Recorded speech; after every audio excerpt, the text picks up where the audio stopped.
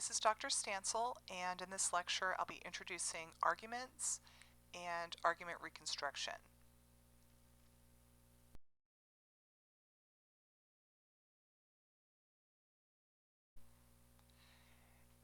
You've heard the term argument in everyday speech, and there it typically refers to a verbal conflict which can be heated and often pretty low in content, or it can be highly irrational. That's not what we are going to be studying in our course.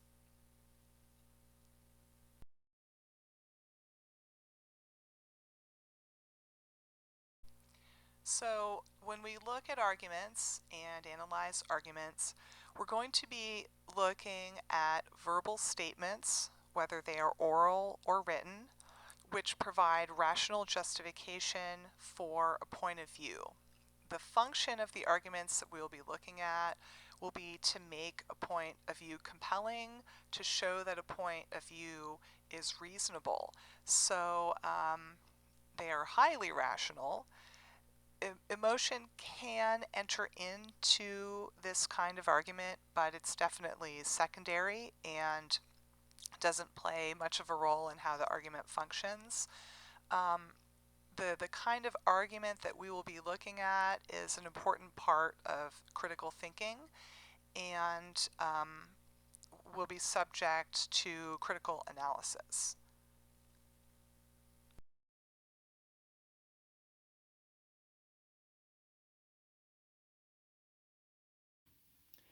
Let's look at an example.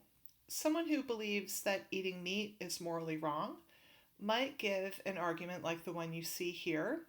And I'd like to just invite you to pause the lecture and read the argument at your own pace.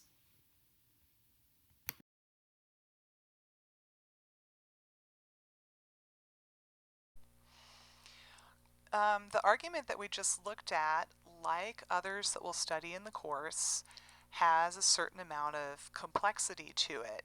And in order to handle that complexity and begin to analyze arguments, I'd like to introduce these terms: premise, which is a singular, premises is plural, and conclusion. And these terms are used to refer to the component parts of arguments.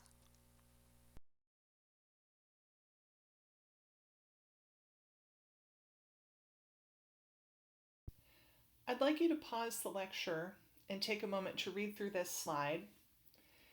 I think you'll see that it is the same argument that we saw 2 slides ago as the example, but I've put it in a different way.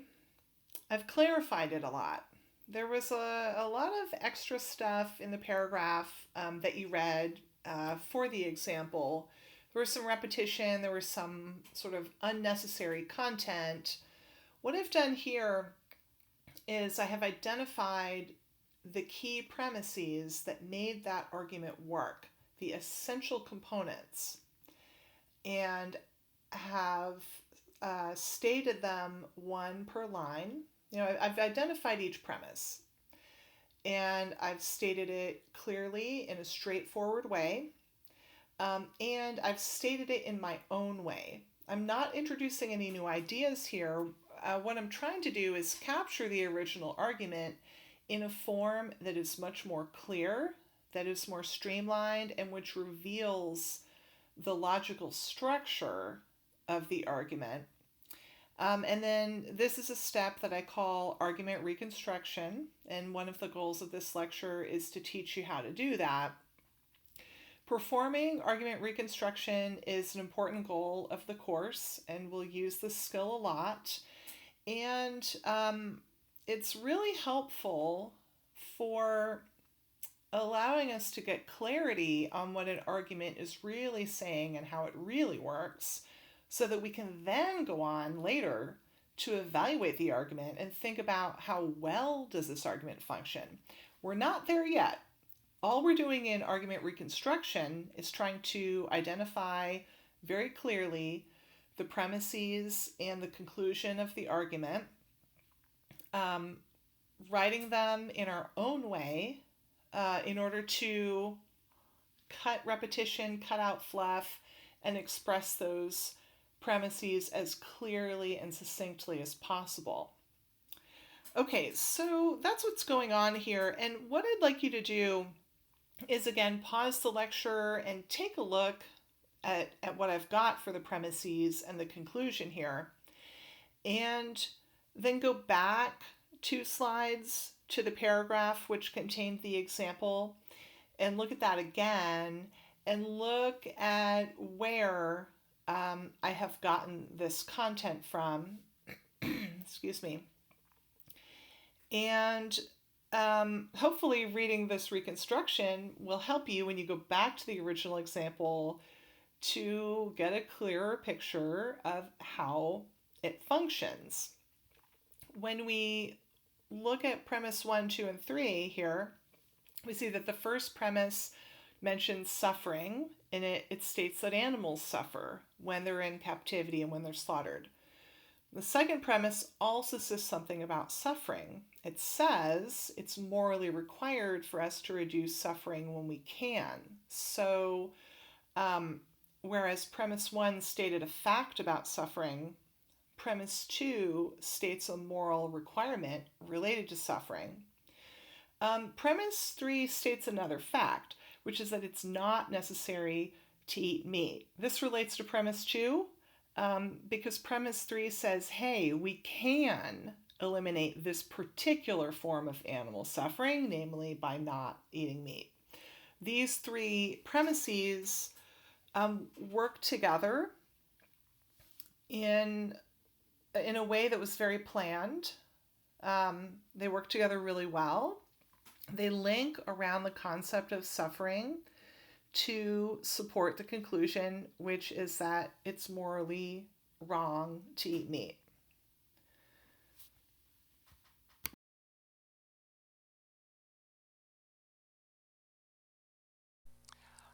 The conclusion is the point of view that the argument serves to support. In our example, the conclusion was it's morally wrong to eat meat.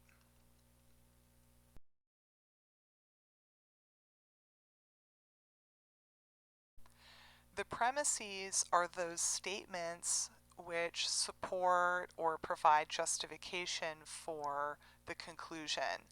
And we might use the vocabulary, the premises entail the conclusion, or the conclusion follows from the premises. What this means is that if, and I'm saying if the premises are true, then the conclusion must be true. That's the kind of fit that we want to find between premises and the conclusion in a good, solid argument. Now, the argument that I've been using in this lecture as an example is a good argument in that way. If the premises are true, then the conclusion is also true and must be true according to the dictates of logic. Now, you might say, hey, I disagree with premise 1. I don't think it's true. That's fine, and that's a different kind of evaluation that we will make of an argument. But let's not, I'm not going to go any further into that now, and I would ask you to not really pursue that any further at this point. This lecture is an introductory lecture. I want to talk to you about what arguments are, what their components are, and a very important goal of this lecture is to become comfortable with the vocabulary that I'm using. The words argument, premise, premises, and conclusion.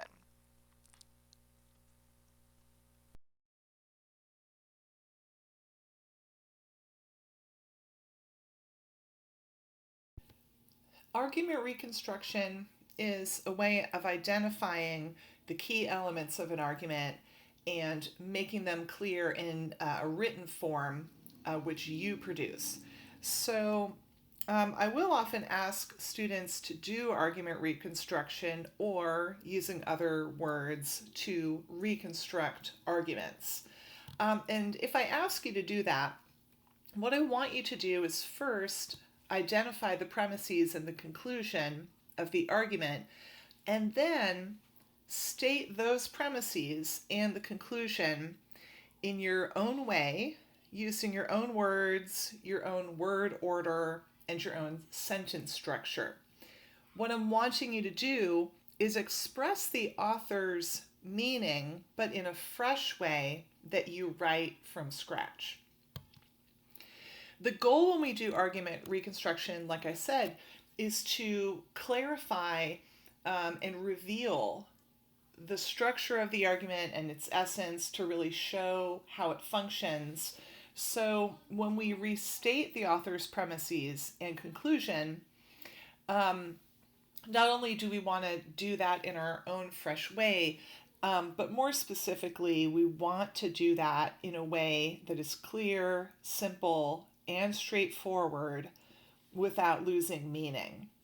Often we're going to find an argument that is being presented in a reading in a very long paragraph, and there's repetition in there. There may be side remarks that don't really have to do with the argument itself. There may be other kinds of additional material that doesn't really contribute to the argument. So when you do argument reconstruction, you're pulling out just the premises and the conclusion and stating them in a way that makes them more clear, so that we can really look at this argument and what it means and how it works. We will find in some of the readings that we look at some very long, wordy sentences. We may find some antiquated vocabulary or just some unnecessarily complex vocabulary. So it is really important that you think about bringing clarity to the argument.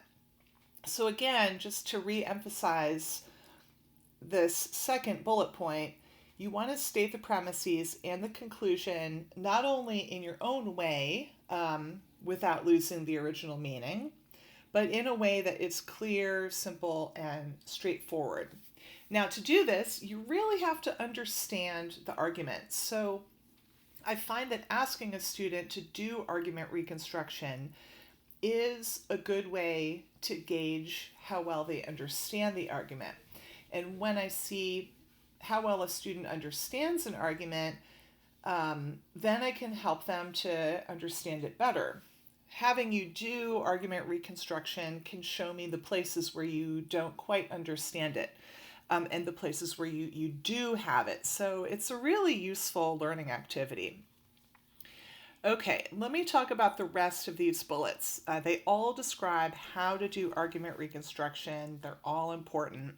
Third bullet says that you write the premises 1 to a line, and you label the lines premise 1, premise 2, or you can use P1, P2, and so on. You write the conclusion last and label that line as conclusion or just C for conclusion. Finally, use complete sentences that end in a period. Please don't put any questions in your argument reconstruction, even if there are questions in the original reading.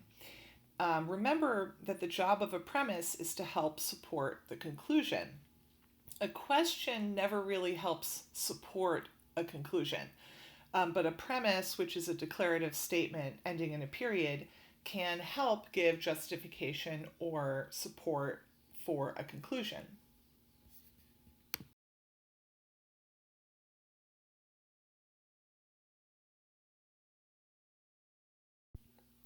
Here are some tips for you about approaching argument reconstruction. When you sit down to do it, what's the first thing you should do and how should you move through this process? Well, the first thing you should do is identify the conclusion of the argument. Once you know the conclusion, then it's a lot easier to look for the premises because, after all, they support the conclusion. Supporting the conclusion is the overall goal of the argument. So once you know what that goal is, it's a lot easier to find the elements of the argument. you may have to look in different places in the reading to find the conclusion. Sometimes an author will state it first, or they'll state it at the end, or they may state it in the middle. Sometimes they only state their conclusion in the title. So it's always a really good idea to look at the title of the article, as that can actually often be a really good clue about what the conclusion is. Okay, so once you have identified the conclusion, go ahead and write it down, even though ultimately it's going to be the last line in your reconstruction. You want to go ahead and write it down to help keep yourself focused. Okay, then after that, you're going to reread the reading and look for premises. The premises will be the key ideas and claims that show why the conclusion is reasonable or true. That's what you're looking for. Students will often say they have a harder time seeing where one premise ends and another one begins. And this can especially happen when an author has a lot of extra content in the piece, or their writing is very wordy or very dense. So I recommend that you pay attention to the vocabulary that's being used as you move through that reading.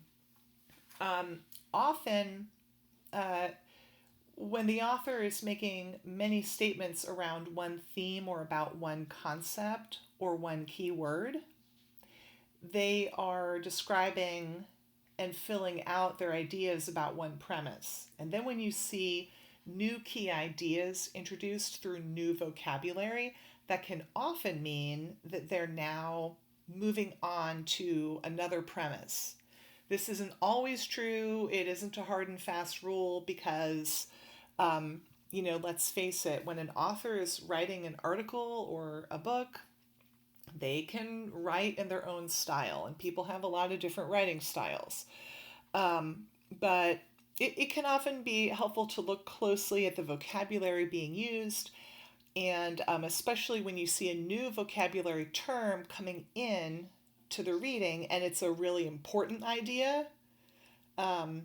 It's a new idea and it's a shift. Then you should be looking for a new premise at this point. Okay. The fourth bullet here is really important. Don't worry about the number of premises. Instead, you need to try to include all the key ideas. The number of premises is often going to differ between, person to person who's doing the reconstruction, because of how they group the ideas that make up this argument. So I tend to have a lot of premises when I do a reconstruction because I like to break the ideas down as far as I can. But, someone might have a more efficient writing style and they group several ideas together into a premise, and so they have fewer premises. I might have one student who turns in a reconstruction with 5 premises and they do a great job. And the next student turns in the same assignment and had 9 premises and they also did a great job. So, again, there's not going to be one right or wrong answer about the number of premises, but the idea is to make sure you have included all of the key ideas. And sometimes several ideas can be grouped together on one line. And as long as that reads well and it's still clear and helps us to clearly understand how the argument functions, then that's fine. The last bullet is something that you would double check when you're done with a draft of your reconstruction. You'd want to look at your conclusion and look at the keywords that appear in that conclusion, and then go back up and look through the premises and check that those keywords or synonyms also appear up in the premises. So, for example, if we have an argument about why vegetarianism is morally allowable. Keywords there are vegetarianism and morally allowable. So up in the premises, we want to see the word vegetarianism or synonyms, not eating meat, or we want to see something about eating meat up in the premises, right? And if our conclusion has something about morally allowable, then up in the premises, we want to see the word moral, the word allowable, or synonyms like ethical, right, justified, or something like that. In a good argument, the keywords that are part of the conclusion are going to be in the premises as well, or synonyms or linked concepts will be up in the premises so that there's a connection between the premises and the conclusion. And the content that I assign for you all to read in the course are good arguments, and they're going to have that connection. At least most of the time they will. So go ahead and look for that, because it might help you find a place where you've missed an important idea in your premises section, and then you can go back and add it.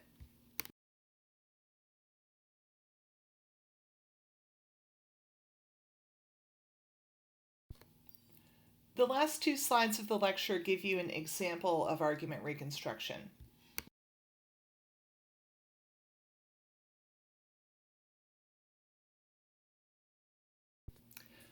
Here's the argument I'll be reconstructing.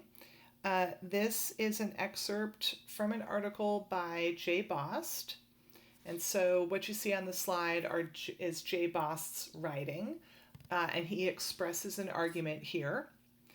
And then on the next slide, I'll show you my reconstruction. So what I would suggest you do at this point is pause the lecture, take some time to read the slide carefully. If you feel up for it, go ahead and try to do your own reconstruction. Just jot it down, get what you can, do your best with it, and then go on to the next slide, and then you can see mine and see what I included and compare it to yours.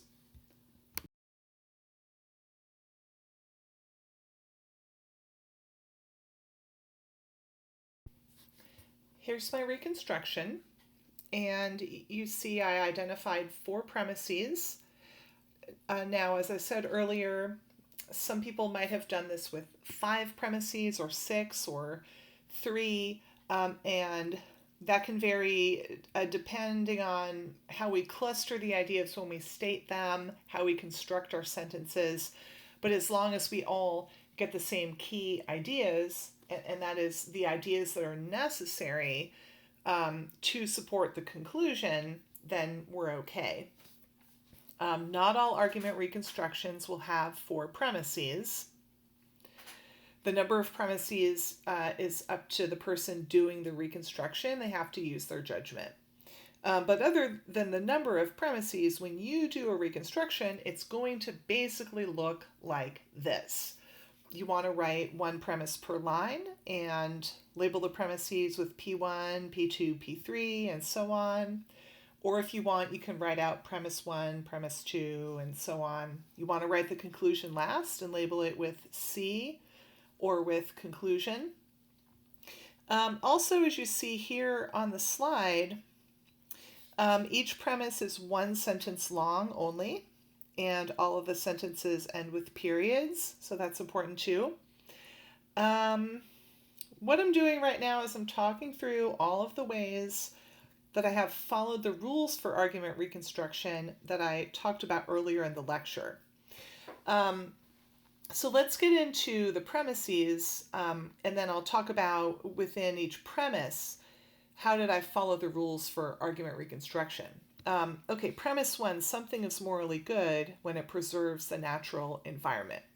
This is a really important idea in the argument. It's a central idea. It's necessary to how Bost supports his conclusion, but I've put it in my own words. I've stated it my own way, really from scratch. I created a whole new sentence but to capture Boss' idea.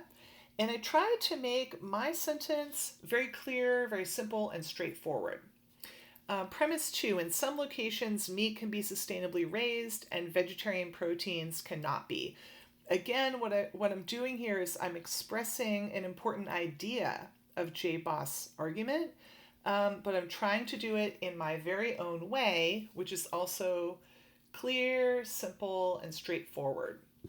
The argument reconstruction should be very easy to read, and we are walking a fine line between creating a reconstruction that's very clear and very simple and a reconstruction that still contains all the important ideas of the argument. This definitely takes some practice, but I do want you to find that fine line. That's what we're shooting for. Okay, premise 3, vegetarian proteins produced for shipping are grown using large-scale agriculture, which is bad for the environment. This is an important premise because it specifically states how vegetarianism can harm the environment when a vegetarian lives in a location where the proteins have to be shipped into them. And we're thinking about like long shipping distances. Premise 4, in some locations, a diet including meat is better for the environment than a vegetarian diet. And then finally, the conclusion, in some locations, it's morally required to eat meat. You may have remembered from reading the previous slide that Bost uses the example of a desert in Arizona, but that was an example. He wasn't specifically writing just about Arizona. He really meant to be producing an argument that was more general in nature. I feel that the way I've stated the conclusion here captures what he was trying to say, which is that in some locations, namely places where vegetarian proteins can't be locally grown, it's morally required to eat meat. Okay, good. So here are some things you can do with this reconstruction that you see on the slide. So first of all, if you tried to write your own reconstruction when you were reading the previous slide that had the Bost excerpt on it, you can compare your reconstruction to this one. And again, we don't necessarily have to have the exact same number of premises, but you want to look closely at the ideas you included and the ideas I included and compare them. Look at the conclusions and see if your conclusion, even though it'll be in different words, does it mean the same thing? That's what I'm looking for. Another thing you can do with this reconstruction to get a little practice is to look at this reconstruction alongside the excerpt that was on the previous slide and try to work backwards, looking at the premises I've written down here and the conclusion, and find where Bost says things that indicate these premises and this conclusion. So where in the Bost excerpt do we see this content? And sometimes working backwards can help you understand how to write a reconstruction later when you're just flying solo and writing one yourself. All right, that's argument reconstruction. If you have any questions about it, definitely please reach out to me and ask.